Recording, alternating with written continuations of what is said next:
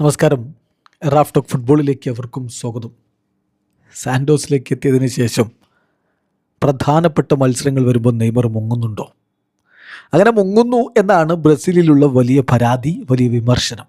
അപ്പം ഇന്ന് Copa do ബ്രസീലിലെ പോരാട്ടം സാൻഡോസും പാൽമറാസും തമ്മിൽ പാൽമറാസിൻ്റെ മൈതാനത്ത് നടന്ന കളി, അത് ക്വാർട്ടർ ഫൈനലായിരുന്നു. ക്വാർട്ടർ ഫൈനൽ ആദ്യ പാദം. എന്നിട്ടും നെയ്മർ കളിച്ചില്ല. ഏകപക്ഷീയമായ 3 ഗോളുകൾക്ക് ടീം തോൽക്കുകയും ചെയ്തു. നെയ്മർ ആദ്യം കോച്ച് കൂക്ക സ്ക്വാഡിൽ ഉൾപ്പെടുത്തിയിരുന്നു, പക്ഷേ നെയ്മർ ടീമിനോടൊപ്പം കളിക്കാനുണ്ടായിരുന്നില്ല. ഏതായാലും വലിയ വിമർശനങ്ങൾക്ക് ഇത് വഴിവെച്ചിട്ടുണ്ട്. ഇപ്പോൾ നെയ്മർ ജൂനിയർ തന്നെ ഈ വിഷയത്തിൽ ക്ലാരിഫിക്കേഷനുമായിട്ട് വരുന്നുണ്ട്. ഇനി ഈ ആരോപണത്തിൽ എത്രത്തോളം കഴമ്പുണ്ടെന്ന് നമുക്ക് ആദ്യം നോക്കാം. അതായത് ഡെർബി മത്സരം, ക്ലാസിക് ഡെർബി പോരാട്ടങ്ങൾ നെയ്മർ ജൂനിയർ അവിടെ എത്തിയതിന് ശേഷം, അതായത് സാൻഡോസിലേക്ക് വീണ്ടും എത്തിയതിന് ശേഷം നടന്ന എന്തൊക്കെയാണ് 2025 25 മുതൽ ഇങ്ങോട്ട് നോക്കിയാൽ എവേ മത്സരങ്ങൾ, ഡെർബി മത്സരങ്ങൾ, വമ്പൻ പോരാട്ടങ്ങൾ വരുമ്പോൾ നെയ്മർ കളിക്കുന്നില്ല. അത് യാഥാർത്ഥ്യമാണ്. കൊറിന്ത്യൻസിനെതിരെ 2025 പൊലിസ്റ്റാവോയിൽ നെയ്മർ കളിച്ചിട്ടുണ്ട്. അതിന് പിന്നാലെ കൊറിന്ത്യൻസുമായിട്ടുള്ള ബ്രസീലിയറോ മത്സരം കളിച്ചില്ല. സാവോപോളോയുമായിട്ടുള്ള ബ്രസീലിയറോ മത്സരം കളിച്ചില്ല. കൊറിന്ത്യൻസുമായിട്ടുള്ള അടുത്ത ബ്രസീലിയറോ മത്സരത്തിലും അദ്ദേഹം ഉണ്ടായിരുന്നില്ല. ദെൻ പാൽമിറാസുമായിട്ടുള്ള ബ്രസീലിയറോ മത്സരം കളിച്ചില്ല. 2025 അതൊക്കെ. 2026 വരുമ്പോൾ വീണ്ടും പാൽമിറാസുമായിട്ടുള്ള പുലിസ്റ്റാവോ മത്സരം കളിച്ചില്ല. സാവോപോളോയുമായിട്ടുള്ള പുലിസ്റ്റാവോ മത്സരം കളിച്ചില്ല. ഇപ്പം ഇതാ പാൽമിറാസുമായിട്ട് വീണ്ടും അദ്ദേഹം കളിക്കാതിരിക്കുന്നു. ഇങ്ങനെ പ്രധാനപ്പെട്ട കളികൾ വരുമ്പോൾ ഒന്നല്ലെങ്കിൽ മറ്റൊരു കാരണം കൊണ്ട് നെയ്മർ കളിക്കുന്നില്ല എന്നുള്ളത് യാഥാർത്ഥ്യമാണ്.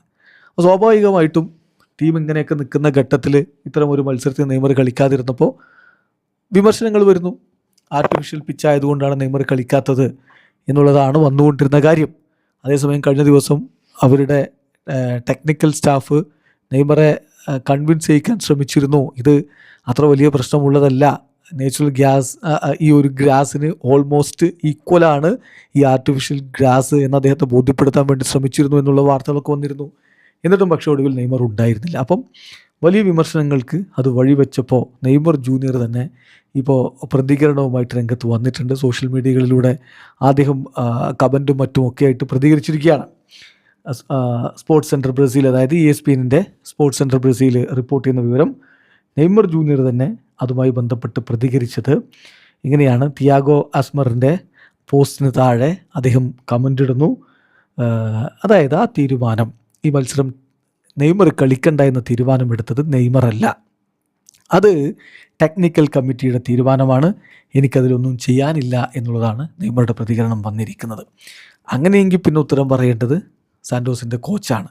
സാൻഡോസിൻ്റെ കോച്ച് കൂക്ക എന്താണ് നെയ്മറുടെ ആബ്സെൻസിനെ കുറിച്ച് പറഞ്ഞതെന്ന് കൂടി നോക്കണം.